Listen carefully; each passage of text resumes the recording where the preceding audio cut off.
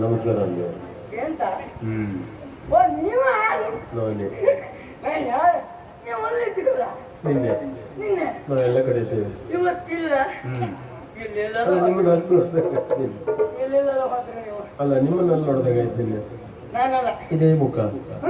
ಹ್ಮ್ ಅದಲ್ಲಪ್ಪ ಹಾ ಅರೆ ನಾನು ಯಾರು ಗೊತ್ತಾಯ್ತಾ ಅದೇ ಸರಿ.